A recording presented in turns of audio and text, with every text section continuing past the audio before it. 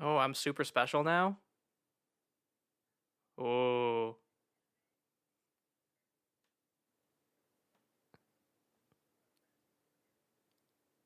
I guess that's kind of true.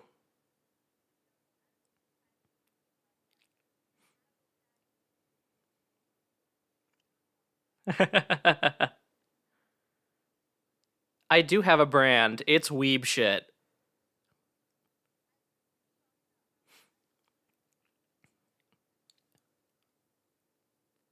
I mean, that's important.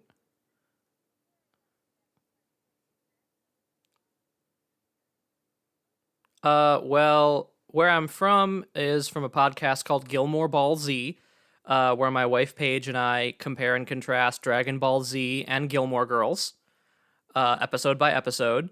And Adrian and Kate have both guested with us on a number of occasions, so you can hear them too if you are into that kind of thing.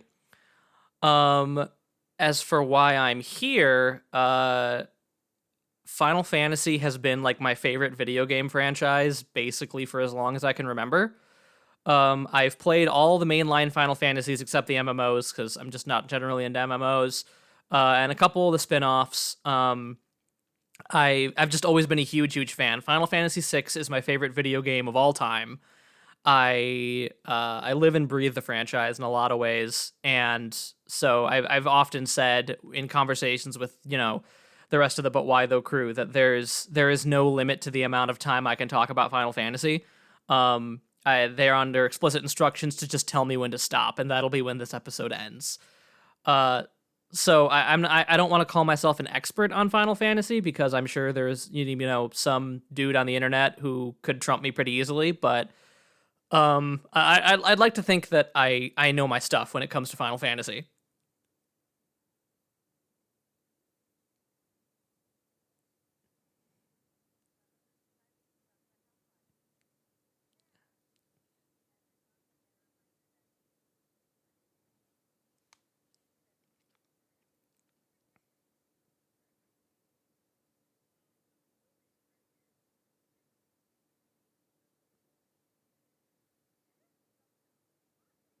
Hot Man is an important chunk of the Final Fantasy fandom. Like that's important knowledge.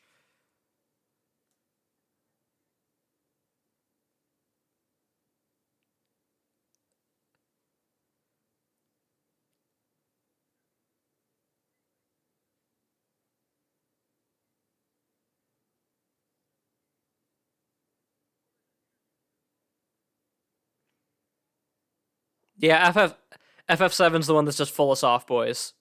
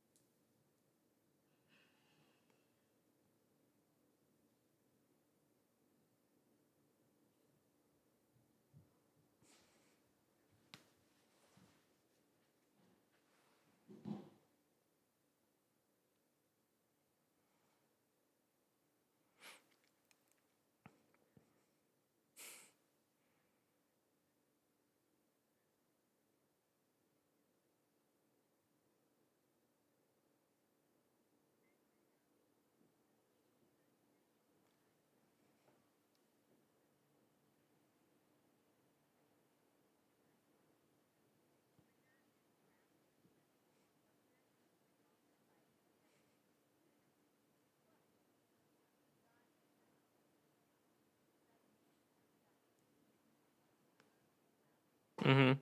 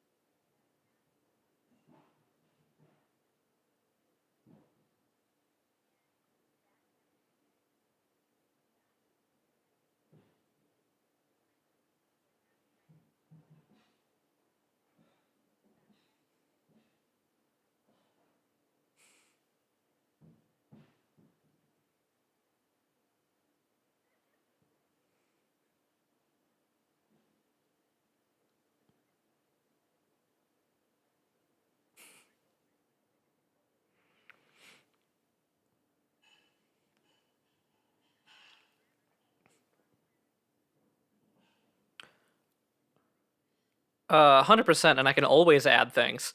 Um, Both when it comes to Final Fantasy, and you all just know me as a person at this point. Yeah, so Final Fantasy VI is easily my favorite Final Fantasy. It's my favorite video game of all time. The the world and the story and the characters are all just so immensely well fleshed out, especially considering the time in which the game was released, that it really stands the test of time in a way that a lot of other games from around that era don't always necessarily. Um, but I think like honorable mention definitely goes to Final Fantasy VII as well for me. It was one of the first. I can't remember exactly how timelines lined up, so either it or Pokemon Blue were my first RPG. Um, and so I was huge into that, and that was what got me into the franchise. And then nine is the one that I've really grown an appreciation for as an adult. So like when you ask somebody what their favorite Final Fantasy is, like my personal opinion is those are the three right answers are six, seven, and nine. Um, but yeah, I mean, I'll have plenty of time to gush about all those games as we get into the episode. But for me, I feel like if you're only gonna play one Final Fantasy game, six is the one to pick, both because it's so good and because it has aged the best of a lot of the more classic Final Fantasy games.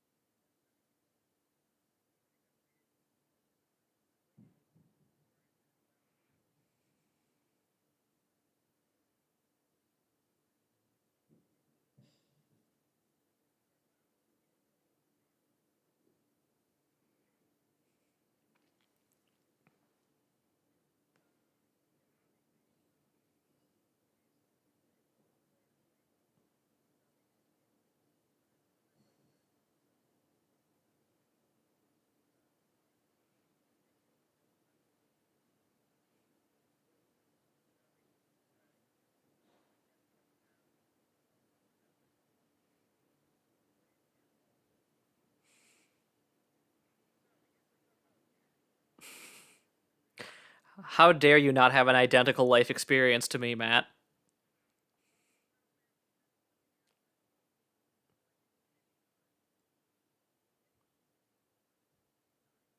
Some people already have it.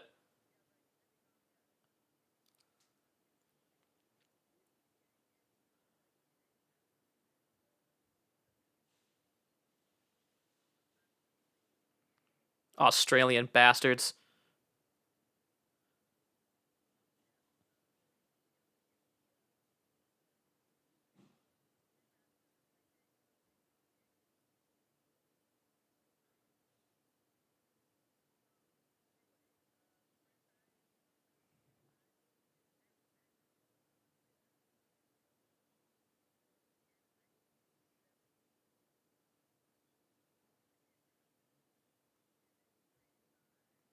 Hironobu Sakaguchi.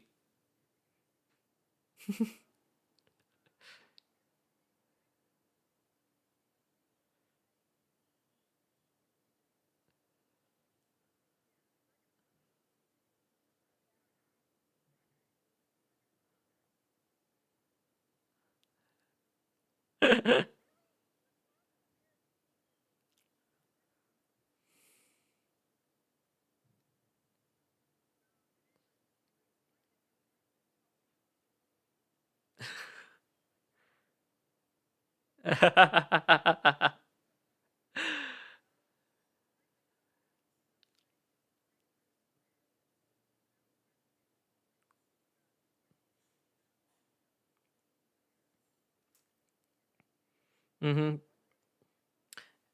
Yeah, it was SquareSoft. Yeah, it was Squaresoft until 2003, where basically Squaresoft and Enix realized that if they merged, they'd be able to do better in Western markets, and so there you go. And so they've been Square Enix ever since.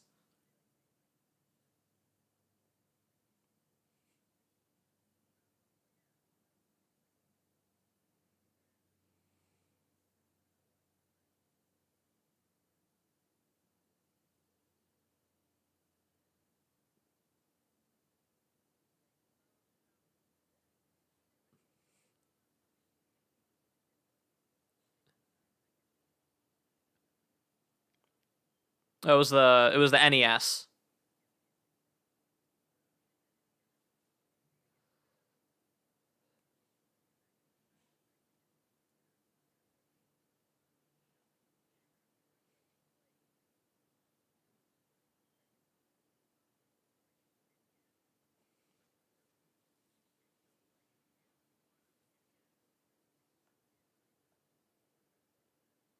Mm-hmm.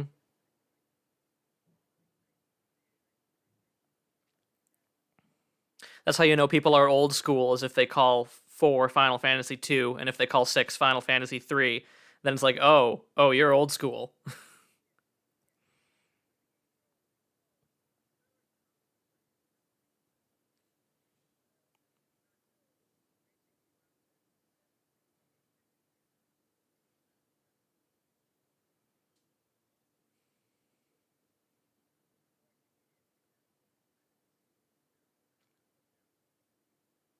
It was a hell of a story.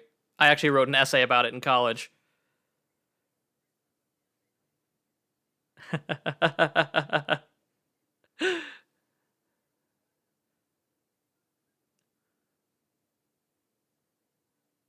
Oh.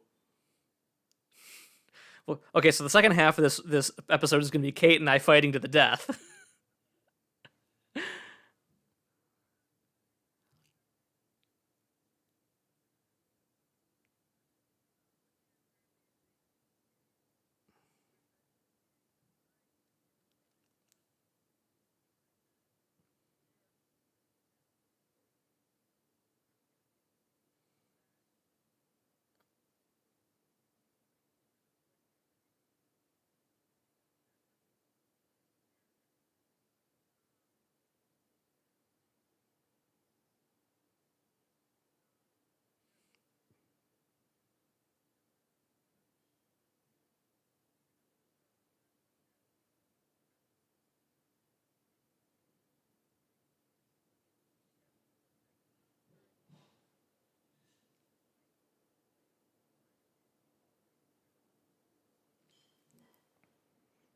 Yeah, that's a misconception that I actually hear a lot, which is it's interesting because I grew up just steeped in it, where it's just always been a fact of life to me. So it's funny when I meet people who don't know, but like, of course you don't know because it logically you would assume.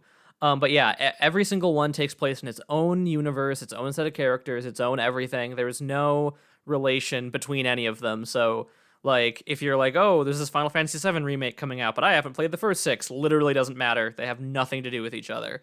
uh there's thematic parallels, and like certain creatures and concepts get reused throughout the franchise, but in terms of the story and characters, it literally does not matter. You can play them in any order.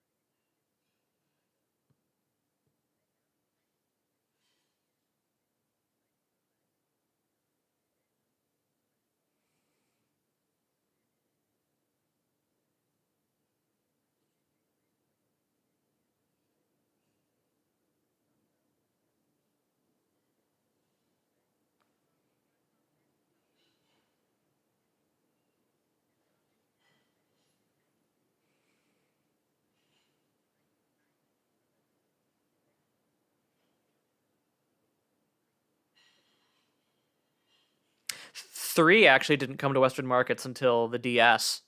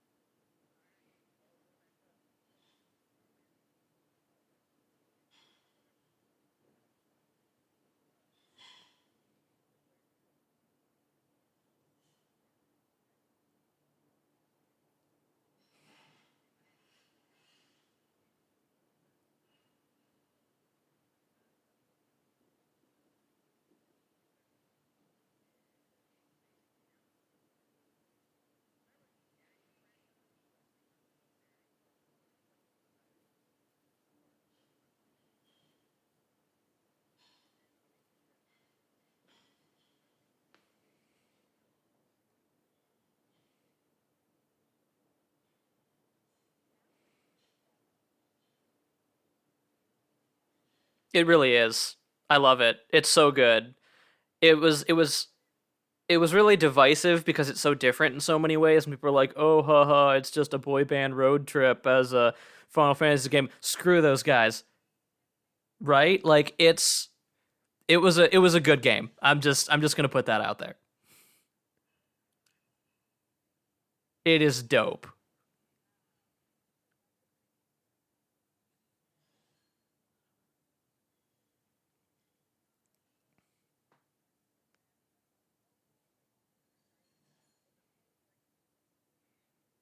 There's 10 bajillion spin-offs.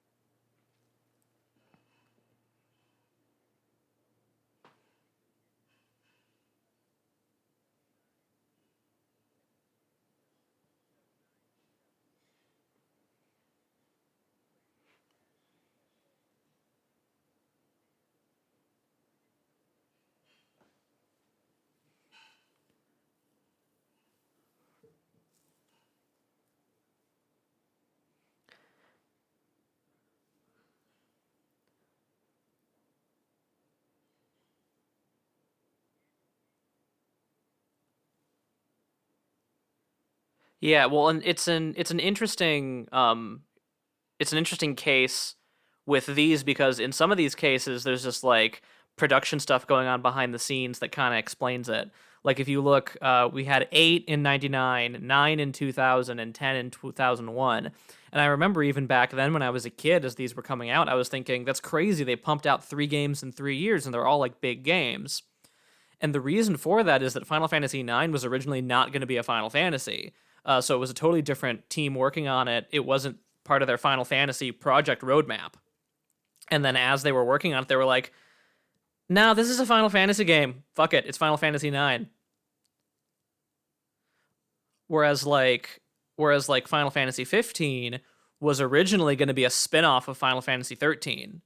Was Final Fantasy 13 was going to be a whole thing where they had this like the main game and then there were going to be 2 other spin-offs and then there were also 2 other sequels to Final Fantasy 13. So it was like going to be a whole weird little universe in and of itself, but that ended up not quite panning out. So there is Final Fantasy 13 and Final Fantasy 13 2, and then also this is going to get to Kate's pet peeve. The third one is just called Lightning Returns Final Fantasy 13 because fuck it, why not just call it 13-3? Um,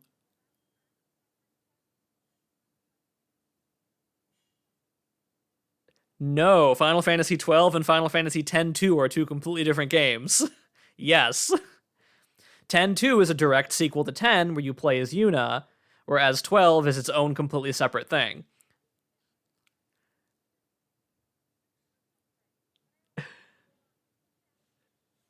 Yeah, so 15 was originally actually going to be a game called Final Fantasy Versus 13 that was going to be a spin-off of 13. I know. It was FF 13 and then Final Fantasy Versus 13 and Final Fantasy Agito 13 were these 3 games that were going to come out. But the 2 spin-offs ended up becoming completely divorced from FF13 and becoming their own things. So Agito got released as Final Fantasy Type Zero, and it was just its own completely separate deal. Um, and then Versus 13 went dark for years. Nobody heard anything about it. Nobody like Nobody knew where it went or what was going on with it until it was at E3 a couple years before 15 ended up coming out. They showed a trailer and it was like, oh shit, Versus 13 is finally back. And then at the end of that trailer, they show the Final Fantasy Versus 13 logo. We hadn't heard from this game in like 5 years. They showed this logo, and then the logo shattered and reformed as Final Fantasy 15. So, like, that's part of the reason why there was that huge gap between 13 and 15. Is part of it is what Matt said, that they were trying to let the brand cool down, but it was also because Final Fantasy 15 was kind of in development hell for a really long time. And so it was this kind of this weird thing that was like, oh, we can't make it work. We got to keep working on it. And then it blew up into this big, huge thing. And they're like, well, fuck it.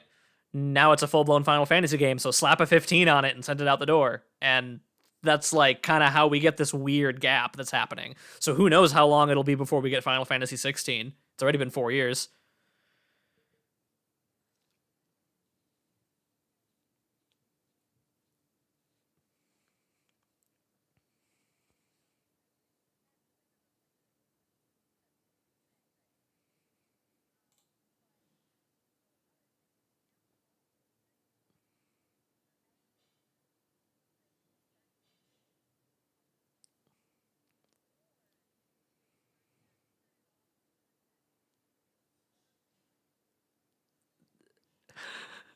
That isn't inaccurate.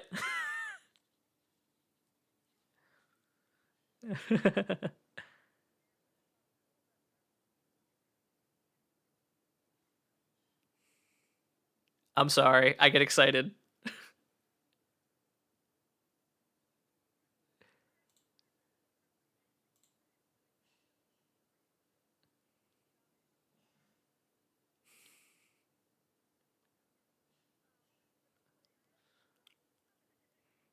I'm sorry. I get excited when Final Fantasies.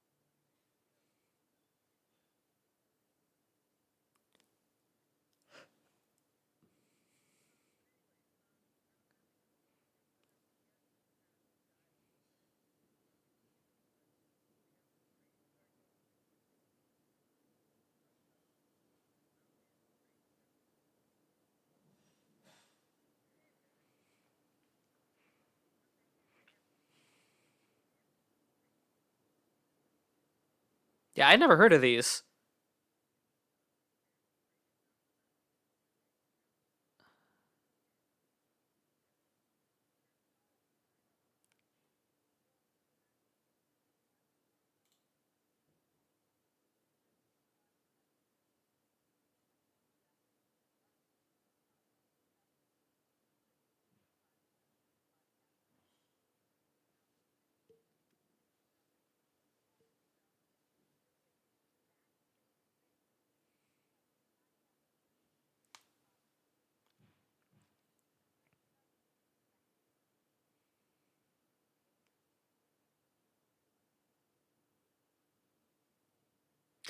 Yeah, Matt, do you have the info on what those do you have the info on what those three radio dramas were?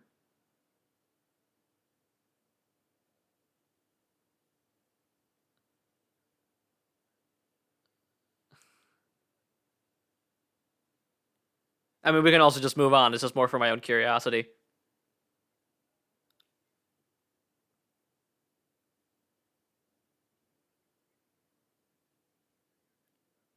That's fine.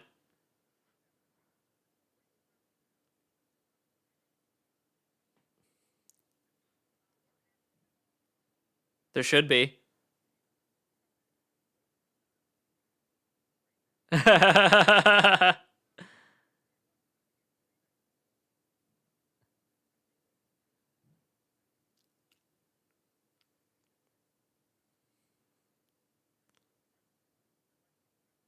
Hmm.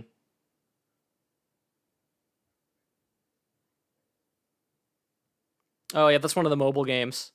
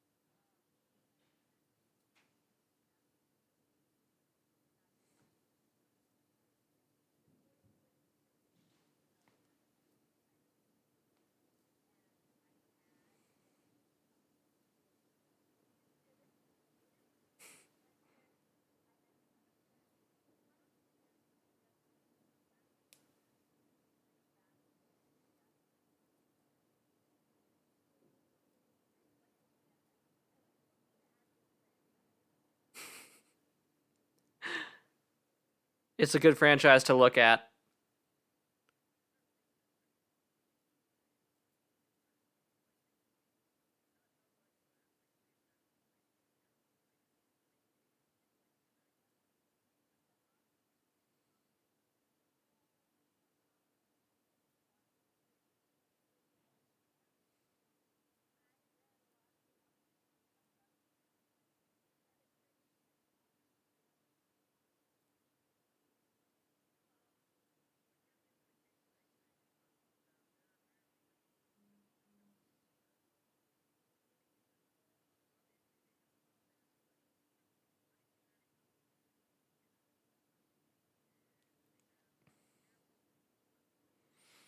Ugh.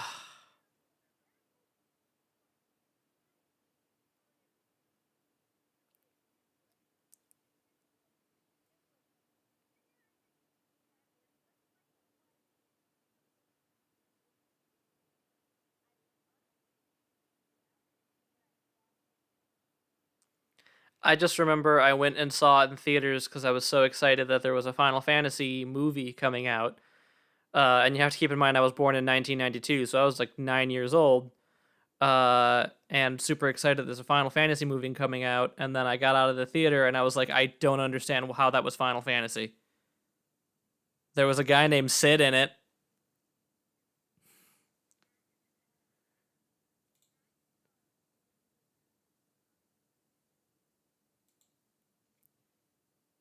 And well, lightning is a fashion model now, so I guess some things are constant in the Final Fantasy franchise.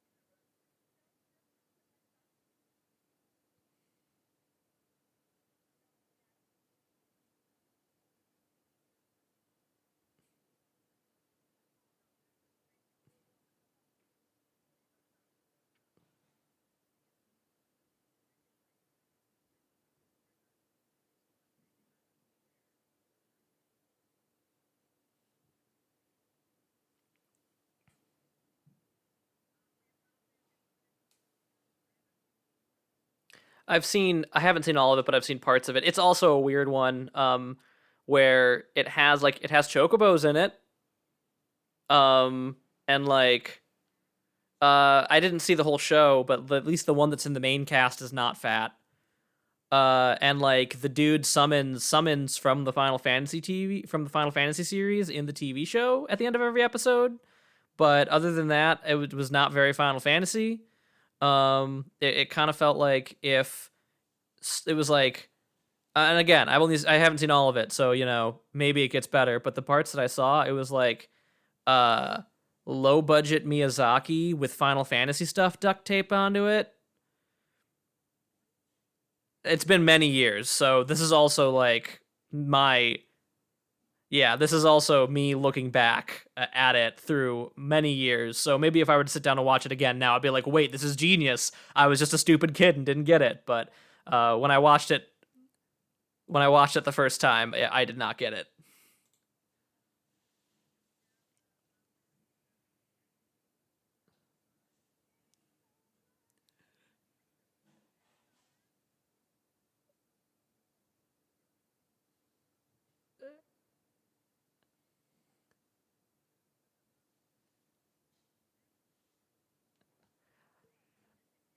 I could do a whole hour on my complicated relationship with Advent Children.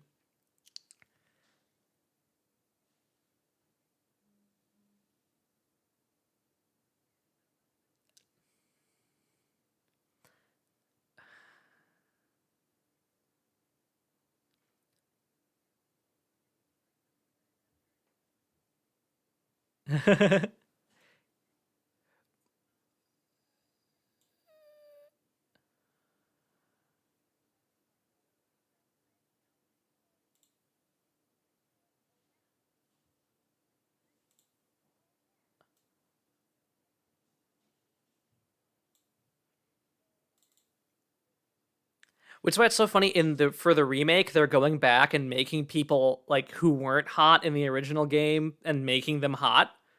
It's like there's enough hot people in Final Fantasy VII, but now you're making Heidegger hot. Like, please don't make Heidegger hot. I'm not ready for that. I'm not. I was not prepared. I was not emotionally prepared for Daddy Heidegger.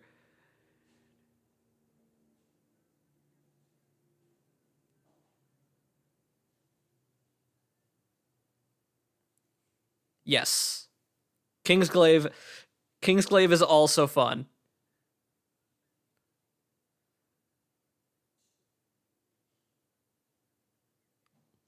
Yeah, Kingsglaive is like a CGI movie like Advent Children. Brotherhood is actually it's an anime miniseries. Um, of you, they're all on their episodes are all on YouTube, and honestly, they're great. I would recommend anybody who's even a little interested in FF15 watch them. It's anime, just it's only like 4 or 5 episode little anime miniseries where each episode is about one of the four boys and about like their past and their upbringing. And like for the three other ones is kind of how they got to know Noctis and their relationship with Noctis. And they came out weekly leading up to the release of Final Fantasy 15, so it was a really cool way to get to know the cast before you played the game. And it like I have issues with the way that they marketed and producted FF15, but the lead up to FF15, the way they managed that hype and the way that they managed all of that was really interesting. Even if I think post release they kind of dropped the ball in some ways, but that's a whole other discussion.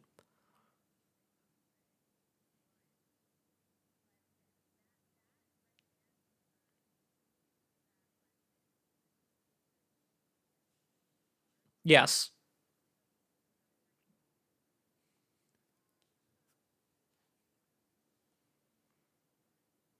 Mm-hmm. Mm-hmm.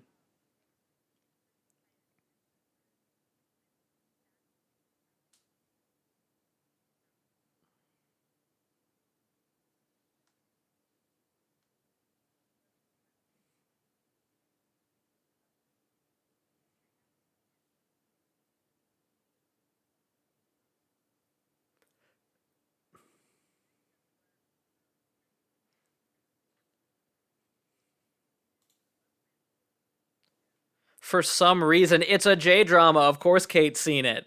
For some reason, come on.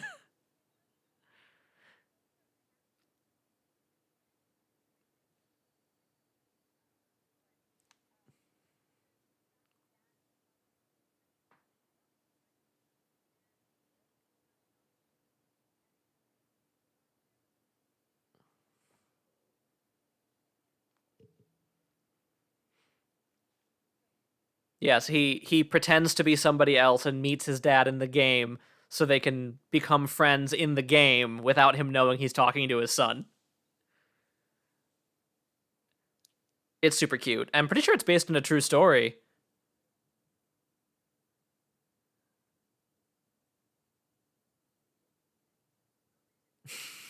you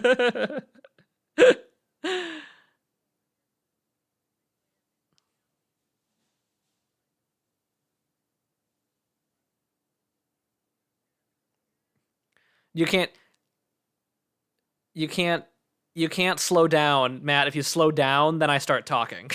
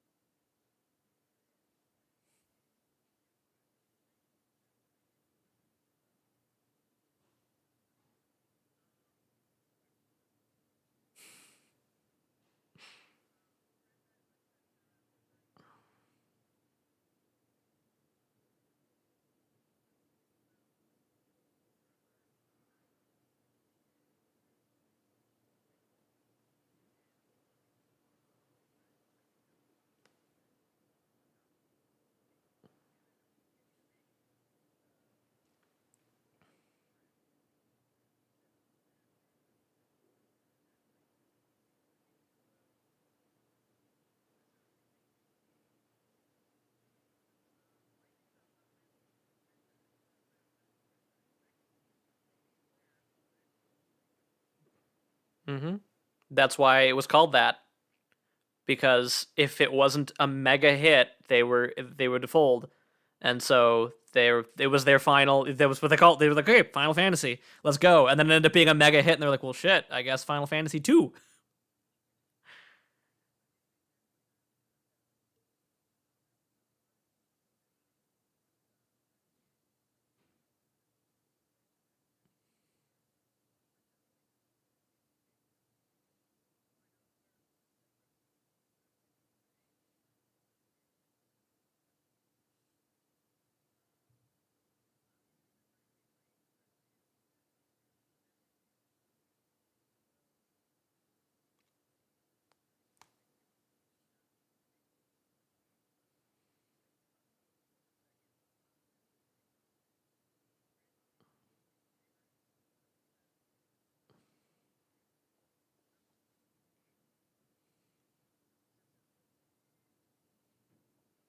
It will pretty consistently, when a publication makes like a top 100 games of all time list or whatever, Final Fantasy VI will pretty consistently break the top 10.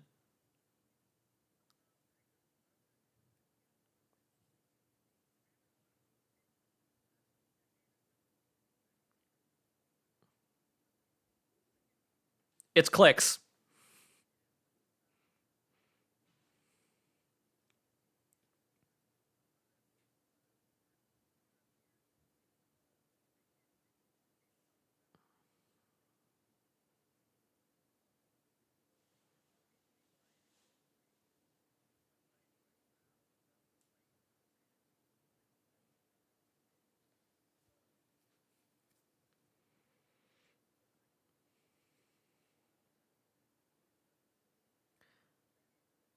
Hmm.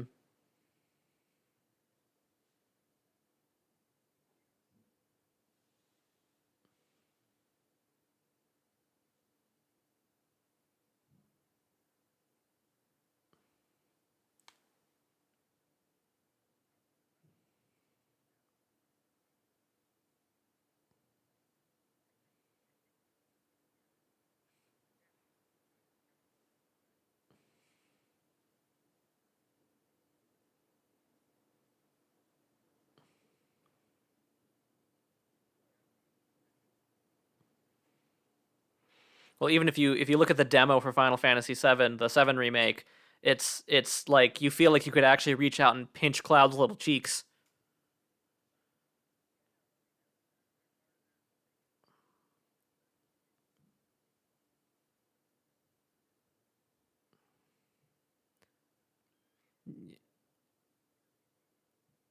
I was gonna say, yeah, I think. Sorry, Matt, but I feel like the music is totally worth stopping and talking about too, though. Uh,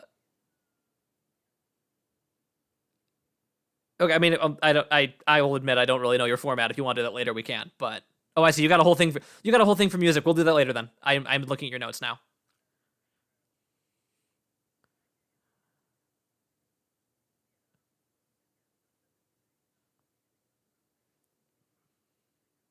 Mm-hmm.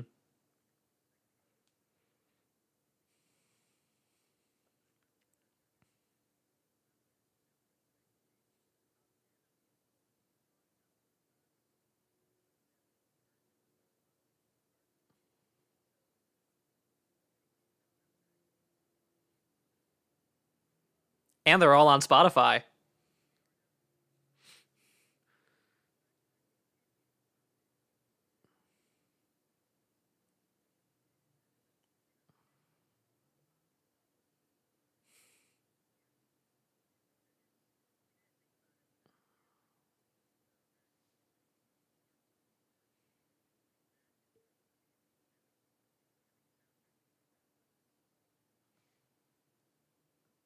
Mm-hmm.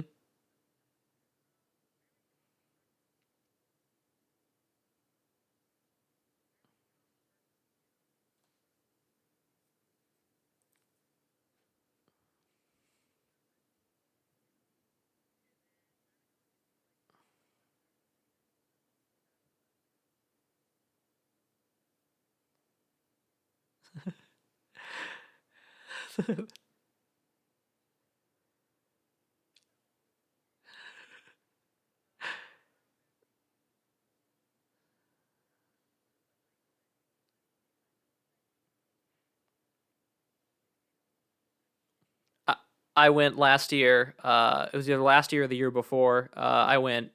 Paige got us really good tickets for my birthday, and so I got to see them in San Francisco. It's Final Fantasy Distant Worlds is the symphony that kind of tours around, and it is fabulous.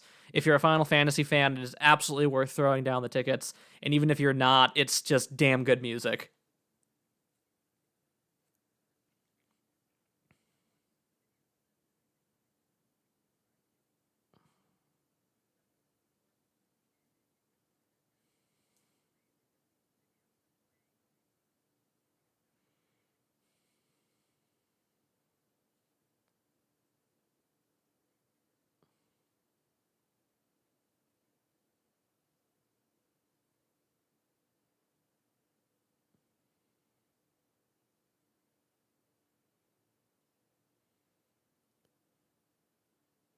Or like an old school opera.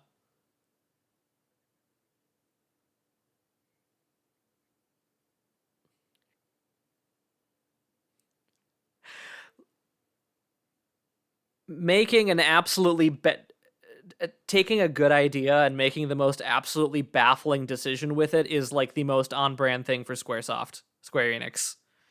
Like the fact that the Final Fantasy remake is actually happening is still like a fever dream because it was a license to print money that they had in their back pocket for so many years and they're only deploying it now. It was to the point where, and I'm sorry this is a tangent, but it's to the point where the fandom as a whole had agreed we're just not going to talk about it anymore. Like it would be the thing where it suddenly just mentions of like the FF7 remake in E3 prediction threads or whatever would just was slowly vanishing because we all just kind of agreed it wasn't happening and we just kind of had given up. And there was the kind of the joke of like every time you it was like Half-Life 3 where every time you mention it in the thread it gets put off by another year. And I distinctly recall that so because it was announced at Sony's big E3 press conference a couple of years ago, and so they had their teaser for the press conference that was just text on a screen, and it kept talking about how we're really excited to tell you about Bleep, and it was censoring something out, and it was just their coy little joke. and everyone was like, what could it be? What could it be? What could it be? And I got in a conversation with a guy where we were both like, it might be that thing that we're both too afraid to say out loud. And he was like, I don't know. Is it really like, I don't think that's ever going to happen. Like, we went through this whole conversation of neither of us actually saying it. And then it was announced. We both popped back in on that random Reddit thread and we're like, yo.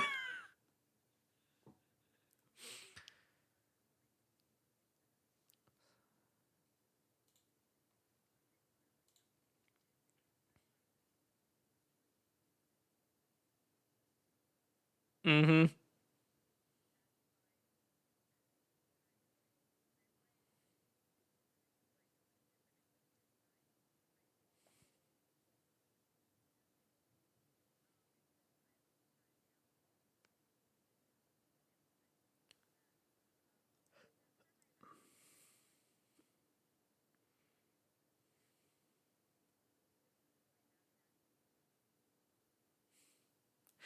Final Fantasy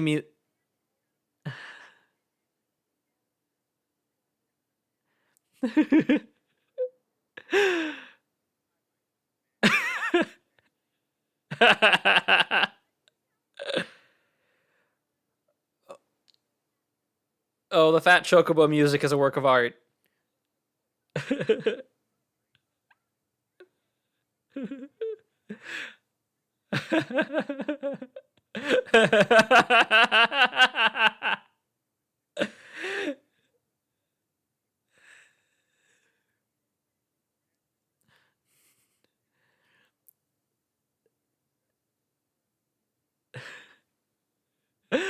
I have to say, you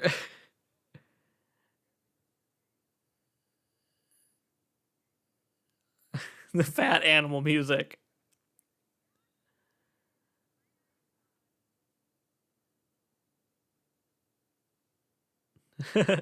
Yeah, the Final Fantasy music actually is great productivity music. I've gotten some of my best writing done with just Final Fantasy covers and Final Fantasy soundtracks blasting while I work. I think that it actually weirdly is really good for that, which I guess isn't weird because part of the point of good video game music is that it pumps you up while still, not being intrusive.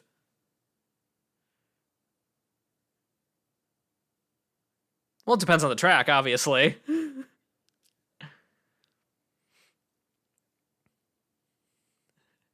I'm not like headbanging to the Final Fantasy VIII world map theme. I'm talking like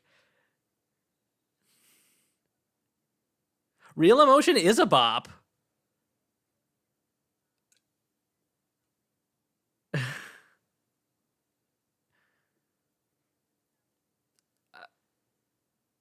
It's a thousand words is a slow bop.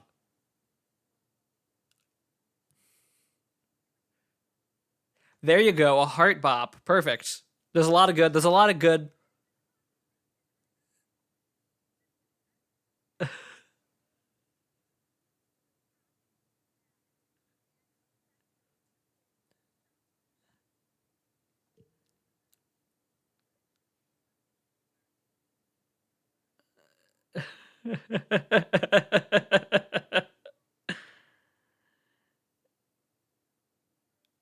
Then you crank that shit up for the Fat Chocobo theme.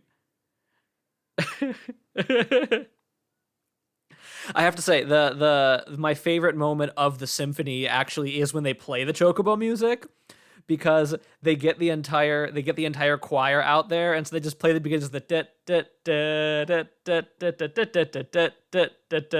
and then the entire choir goes huh all at once. Yes.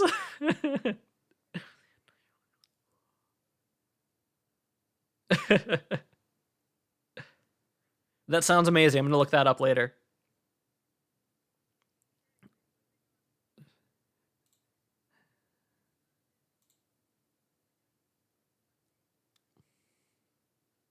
Incalculable.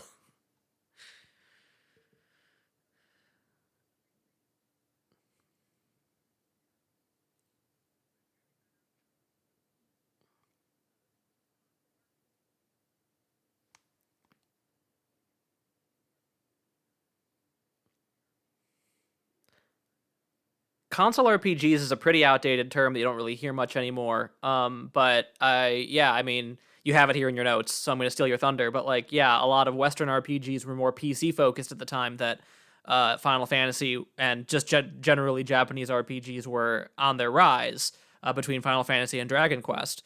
So, Western RPGs at the time were like Baldur's Gate, Icewind Dale, a lot of those kinds of games that were all very rooted in D&D. And so now, like, those particular kinds of games are actually called CRPGs because they're computer RPGs. Uh,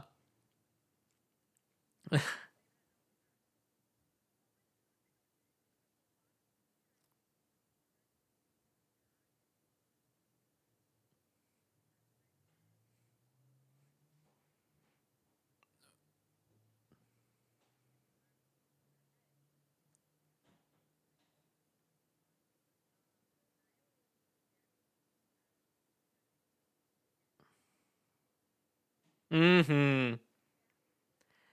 FF7 Remake's going to be 2 discs. It's going to be legit.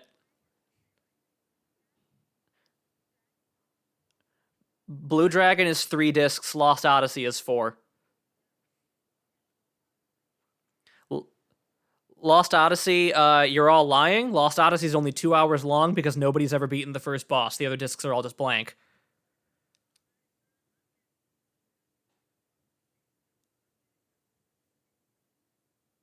I have tried that game 3 or 4 times, and every time I get to the first boss, and I'm like, "Fuck this game," and I put it down.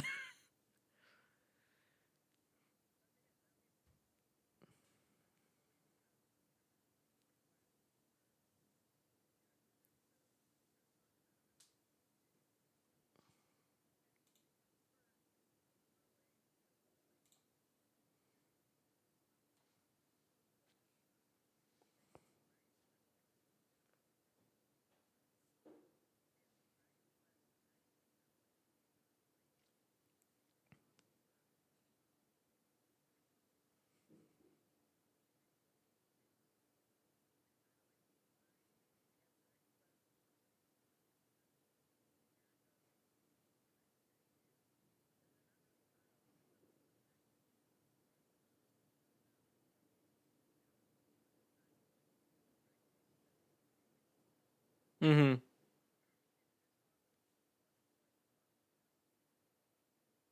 Yeah, and it's interesting because Final Fantasy, I never got into Dragon Quest until recently. I started playing through all the Dragon Quests, and so it's interesting to play through them because you can see where Final Fantasy eventually caught up with them. And Dragon Quest and Final Fantasy, even though they're very, very similar, they have completely different philosophies. Whereas Dragon Quest is very much about figuring out its formula works, and it executes that formula every time. And that's not a bad thing. They're good games. Like, I've played the first 5 now, and they're all good games. And they execute what they're going to be. They're exactly what you get on the tin. If you want a classical JRPG, that's what you're going to get. Whereas Final Fantasy, especially after like 4 or 5, uh, really, really strove to innovate and try something completely different and completely new with every single entry. And so the result is that I would say, personally, for me, Final Fantasy has higher highs, but it also has lower lows, whereas Dragon Quest is a very consistent franchise.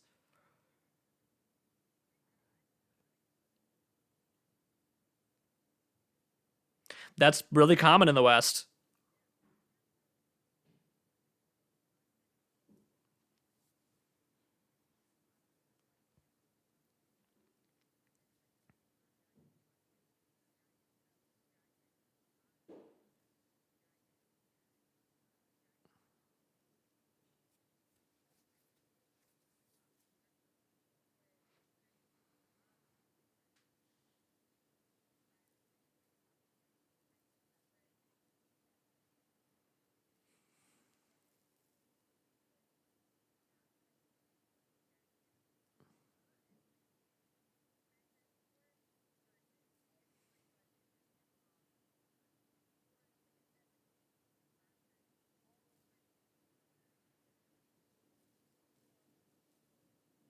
Oh,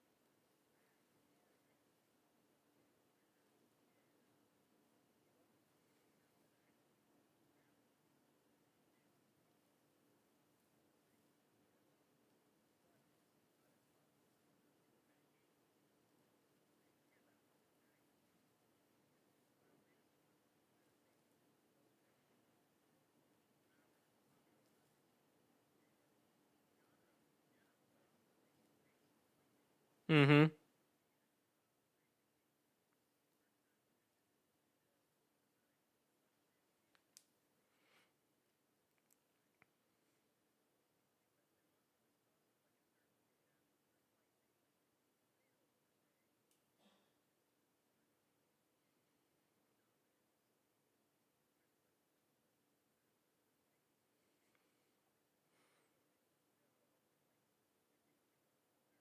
I mean, it might have.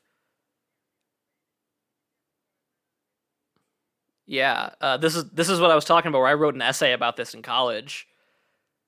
Like,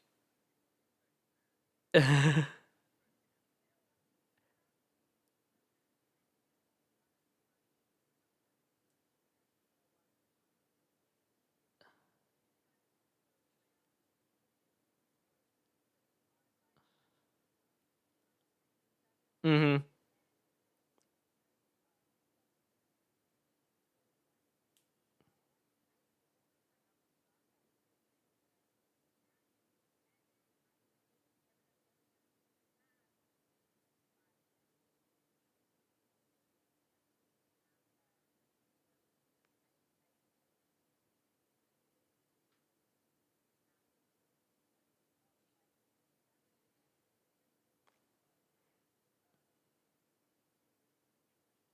Yeah. Well, and it's not even just that. It's like disc-based video game media in general because you guys may or may not know this. Your audience may or may not know this, but the PlayStation was originally going to be a joint venture between Nintendo and Sony, where it was just going to be like a. This is kind of oversimplifying it, but it was basically just going to be like an add-on to the Super Nintendo to let it play disc-based games. And it was this thing where like there was going to be this first jump into CDs for video games as opposed to cartridges. And then at the last minute, it felt like the deal fell through. And Nintendo was like, "Oh, we're going to go with these other guys instead." I forget who, but we're going to go with these other guys instead of Sony. And so Sony was like, "Well, shit. I guess we'll just take this PlayStation that we've been working on and make it our own thing." So uh, Square had been working under the assumption that their next game would be able to be released on a CD, but they couldn't because, like, whatever, this whole idea of making a disc-based add-on for the Super Nintendo never ended up materializing. And then they tried to do it again with the N64, and then that never ended up materializing. So if you look into it, there's a bunch of games for both of those that were in development that ended up getting scrapped. And so Square was like, well, shit, I guess we'll work with Sony. And, like Matt said earlier, they pretty much only released games for Sony until Final Fantasy XIII also came out on Xbox 360, and now they've gone more multi-platform. Um, but that like kind of was I don't know enough to say whether they actually like set a trend, but it was certainly symbolic of the trend that ended up really hobbling Nintendo for a really long time. I would argue in a way they haven't recovered from until recently with the Switch, where Nintendo lost a ton of third-party support after that because a lot of third-party devs got screwed by that decision. And so like the N64, GameCube, both good consoles, but their big problem was they lacked third-party support, and that just continued to be a thing until like now they're finally getting it back with the Switch. So in a way, like Final Fantasy VII was groundbreaking in so many ways in terms of its story and its characters and its visuals and its music and all that other stuff we've been talking about, but just in the trends of the market, it was symbolic of a much bigger shift that's really interesting that so much swirls around this one game.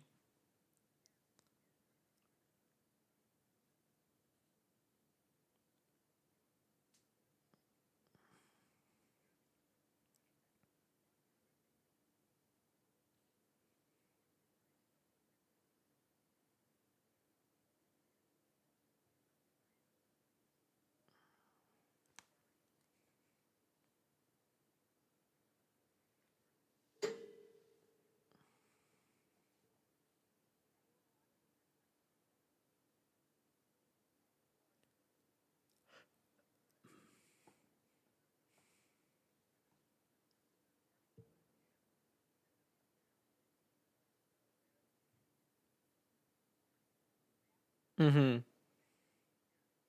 Yeah, it works for them, but it forced Nintendo to change their strategy. And that's interesting. And now they're trying to get that third party share back, but it forced them to change their strategy for decades.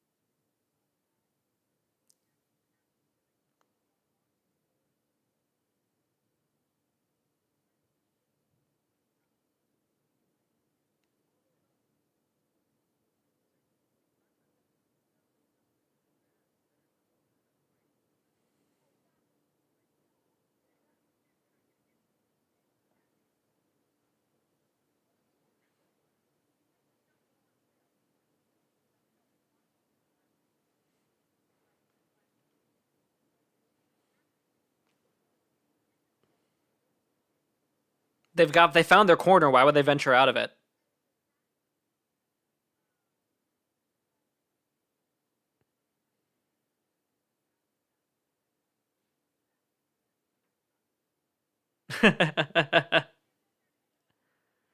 Is it time to talk about hot people now?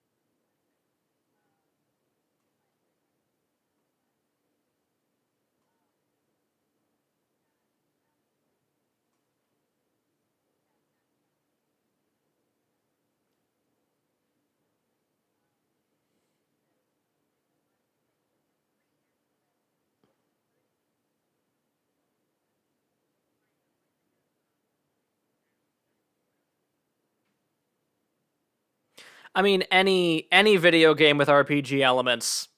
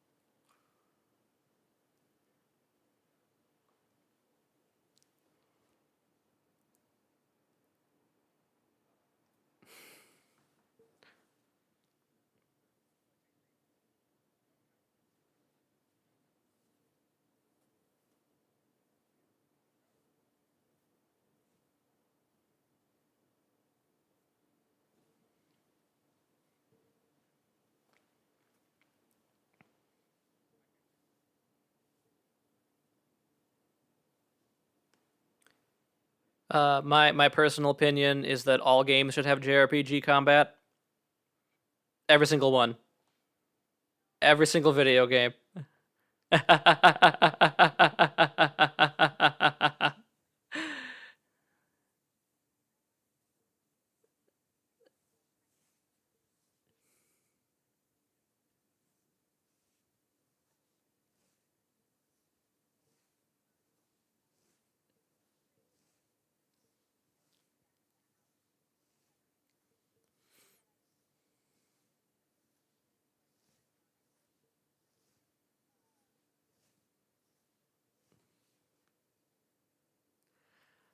I was I was I was mostly kidding. Mostly.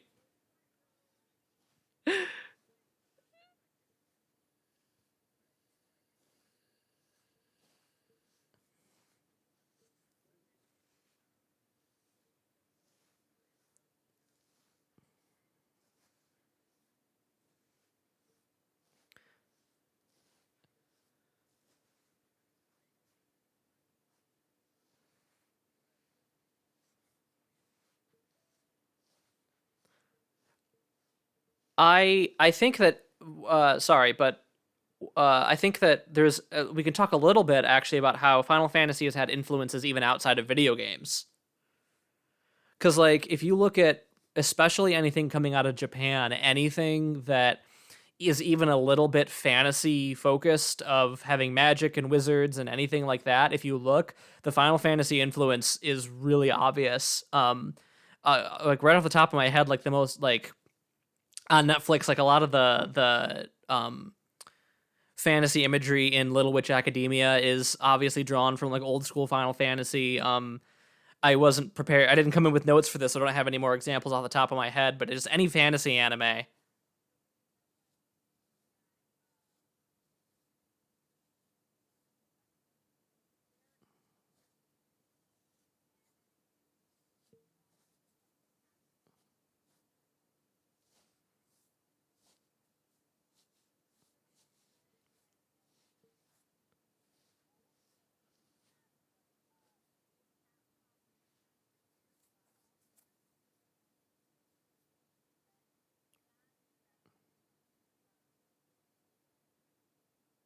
Oh yeah, that's definitely supposed to be Resident Evil Advent Children.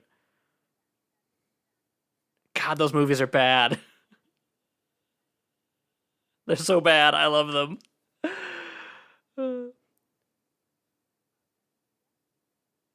And even going into like Western animation or just Western TV, anytime like a cartoon makes a joke about like video games, it's almost always a Final Fantasy reference. Uh,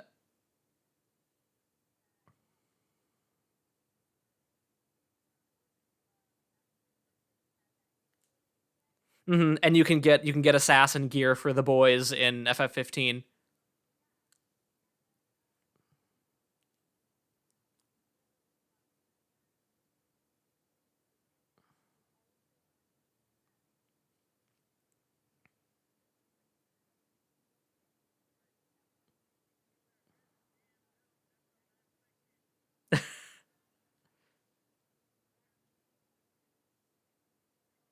The next section he meant. Other fun crossover. I mean, it is.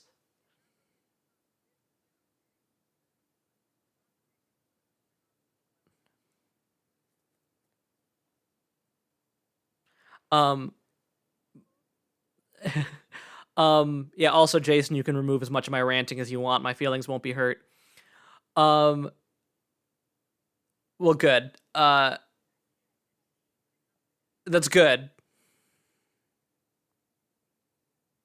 That's good. You need to be soulless as an editor. Um, but I had something that I was gonna say, and then we got distracted talking about Kingdom Hearts, so it probably wasn't all that important.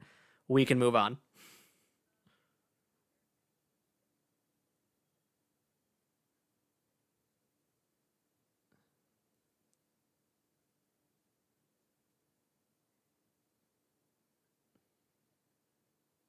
Airships are dope.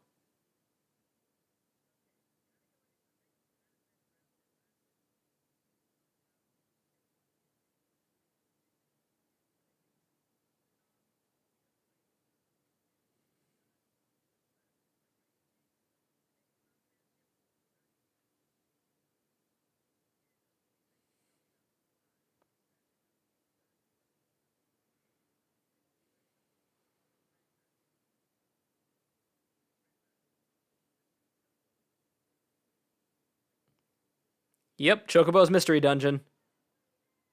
You can get kind of you can that's kind of what it's like. Yeah, you can get it on the Switch. Yep. Chocobo's Mystery Dungeon. Everybody is a re-release of the first Chocobo's Mystery Dungeon on the Switch. I think it's on Switch. I'm pretty sure it is.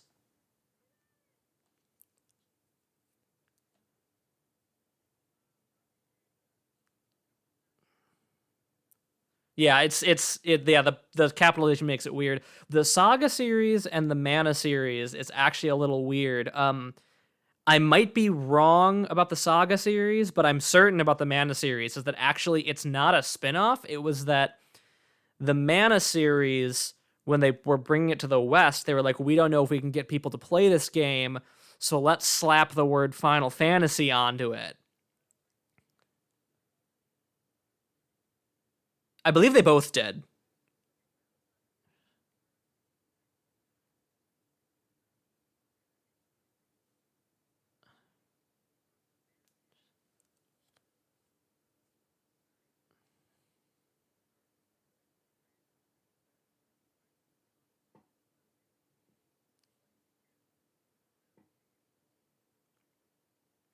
Yeah, I'm not an expert on either of those series, so I couldn't say. Yeah.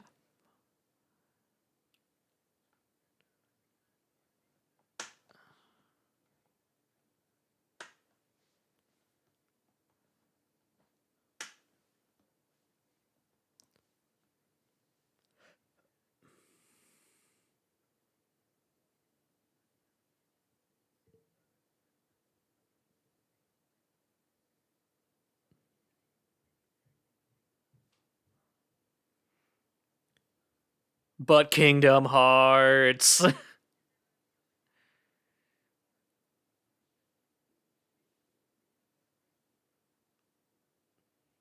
The most ambitious crossover event in the history of media.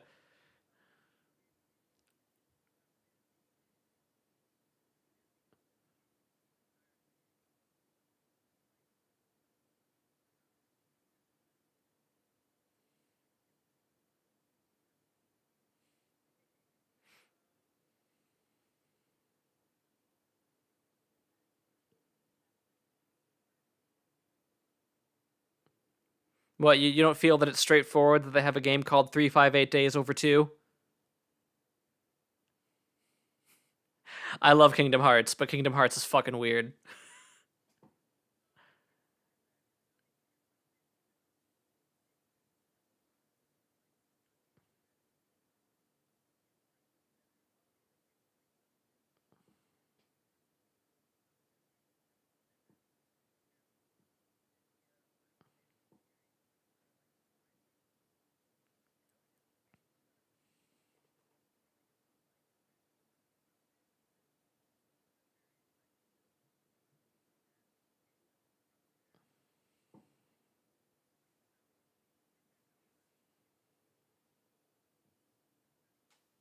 There's a shitload. I well, actually the big one that people are going to get on your case if you don't mention them, so I'm saving you right now, is the Final Fantasy Tactics series. Uh there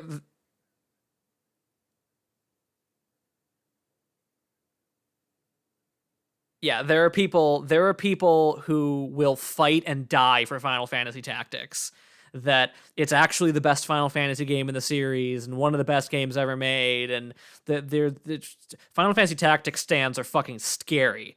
So you got to make sure to pay your lip service to Final Fantasy Tactics, or they'll find you and kill you in your home. Uh, Not an exaggeration whatsoever. Kate knows. So yeah, and that was a weird one where it came out on the PlayStation, and it was such a wild departure in that it was a tile-based strategy game, more akin to like Disgaea or Fire Emblem or those kinds of strategy RPGs. And it was just this weird thing that came out, and it ended up being really popular. So there was also Final Fantasy Tactics Advance on the Game Boy Advance, and then that had a direct sequel on the DS. It was like Final Fantasy Tactics A2 Grimoire of the Rift or something like that. But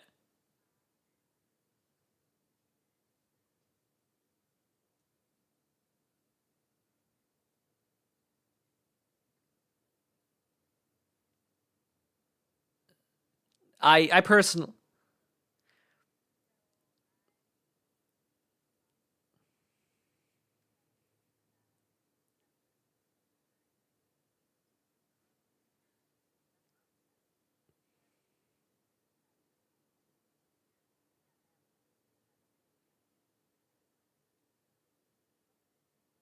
yep, that I one I yep, I 255% believe that interaction.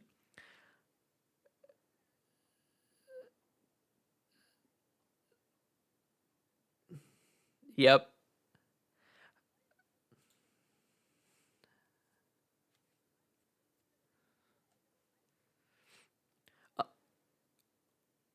Yep, that sounds about right for that conversation. The important thing to note about tactics, though, is that it was so popular that Final Fantasy XII actually, my thing that I said at the beginning of this episode isn't totally true. Final Fantasy XII takes place in the same universe as the Final Fantasy Tactics games, where they knew that this world was so popular.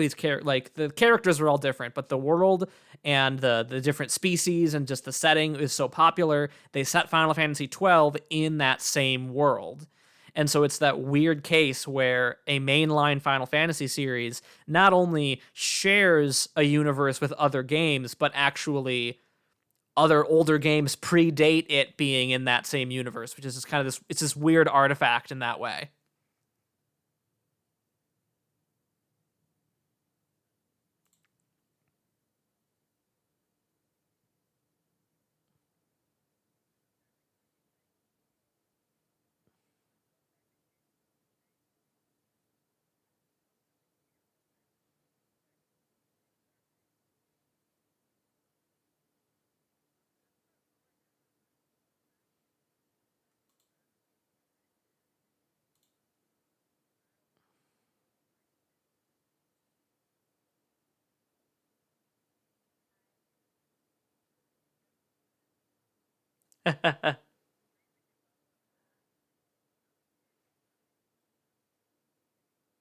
They've made several. Not name fighting fantasy, but Air Guys on the PlayStation was a fighting game with Final Fantasy characters, and the Dissidia Final Fantasy series that you have listed up there are just the Final Fantasy fighting game. They did not name it Fighting Fantasy, no.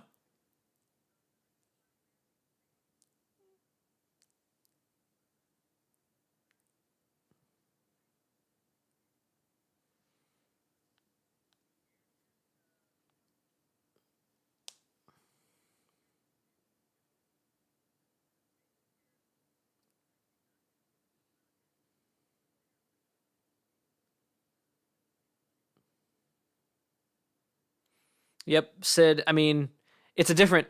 It's not the same character. It's that there's always a character named Sid in every single Final Fantasy game, except for the first one, because they didn't start that trend until the second one.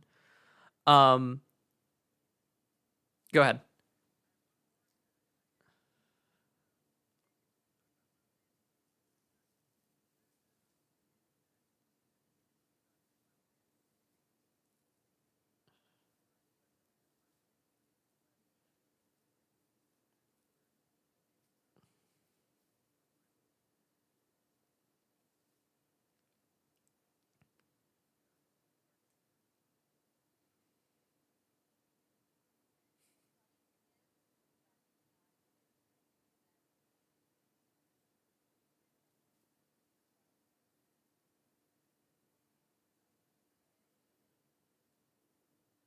Mm-hmm.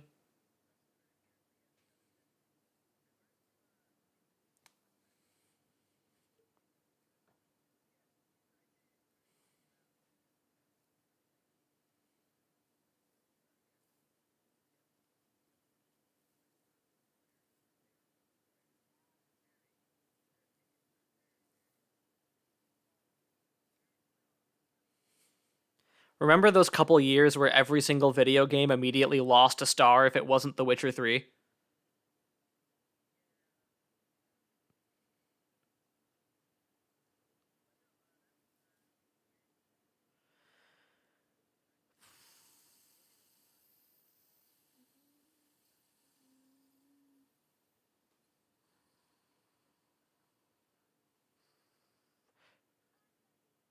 Oh, it's just the content people are here for.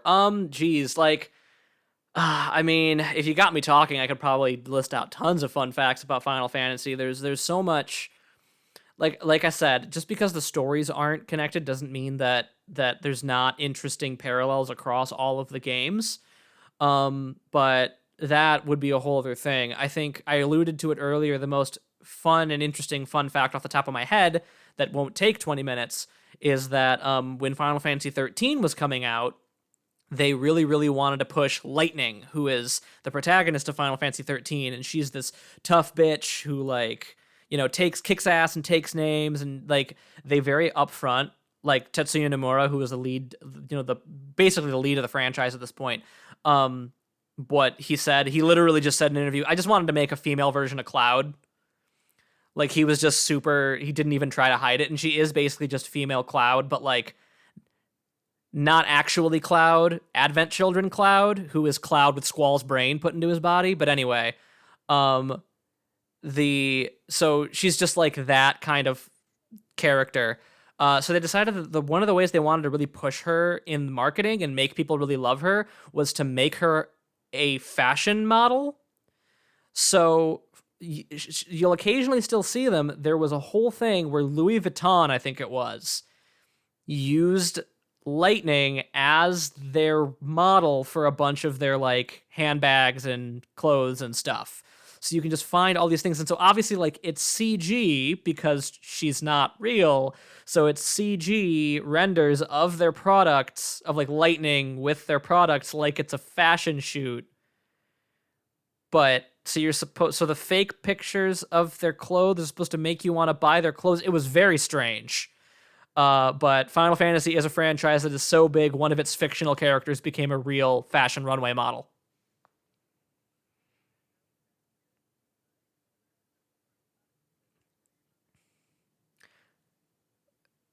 She kind of does. Oh, geez, you're asking me for final thoughts. My final thoughts are just play Final Fantasies. That was my fun fact. My final thoughts are, without getting too long winded, that Final Fantasy is one of the most important franchises in the history of video games, as we've spent the last however long this ends up being after editing, explaining. And it is something that's been a universal constant in my life in a really powerful way. And so if anything that we've said on this episode makes you interested, if you've always thought about Final Fantasy and never really taken the jump, uh fire go like you can get all most of them on the Switch now. Just like fire up your PC or whatever, pick up FF6, FF7, FF9, FF10, pick up one of the really good ones and just give it a go.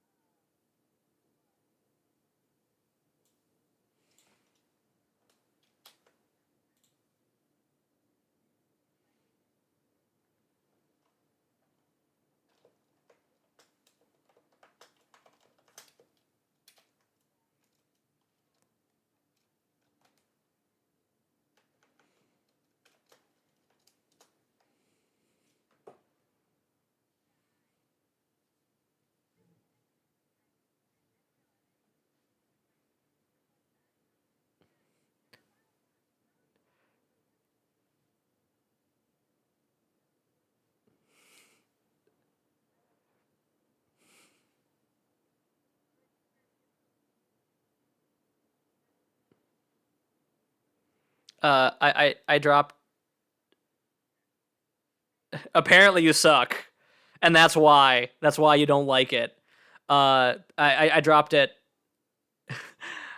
I dropped it in our chat, but Paige wanted to chime in because she can overhear me. Her fun fact is that Ignis from Final Fantasy 15 is a dad, but Gladio is a daddy.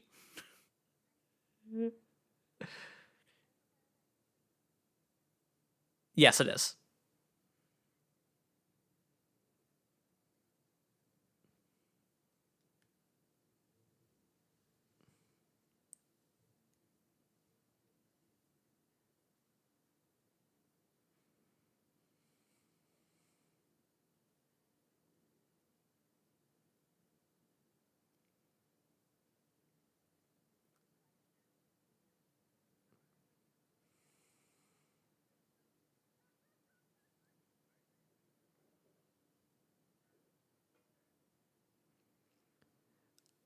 I gotta say,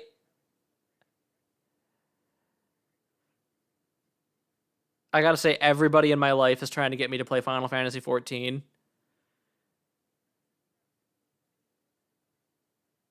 But the thing is, you're right. But I've been talking about it a little bit on Twitter today that I have just an absolute deluge of other JRPGs coming out.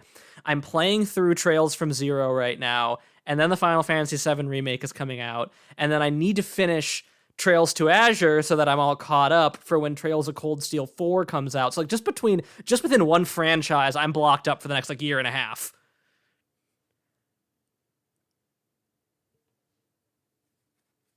But I hate people.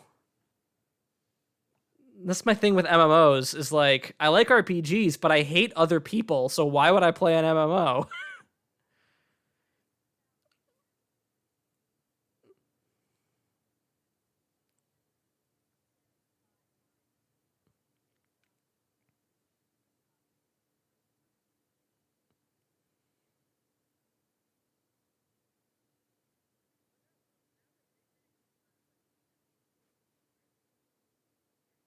I admit it. I suck.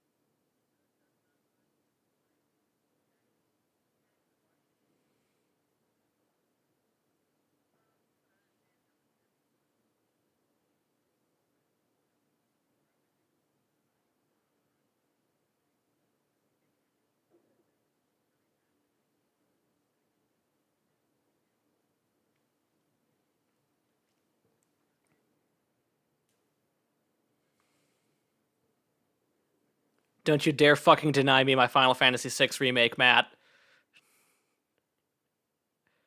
They skipped 5 and 6. They remade 4 and they didn't remake any of them for a really long time. And then they're remaking 7. It's like, "Wait, no, you got to go back and do 5 and 6. I demand HD Final Fantasy 6."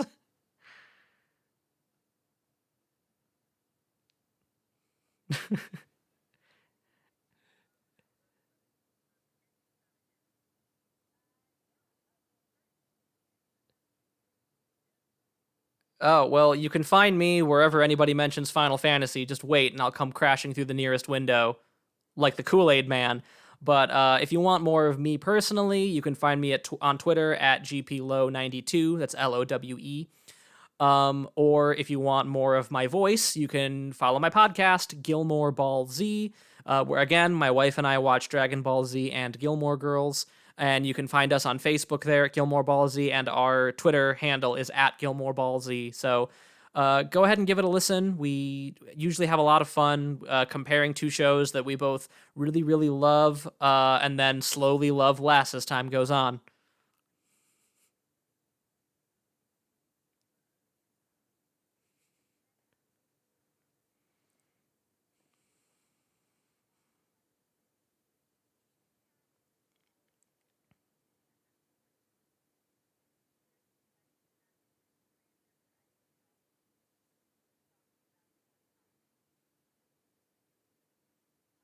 Kate, do you want to have a hot Final Fantasy men thread after we're done recording this?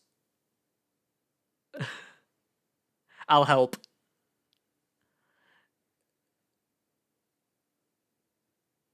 Boo.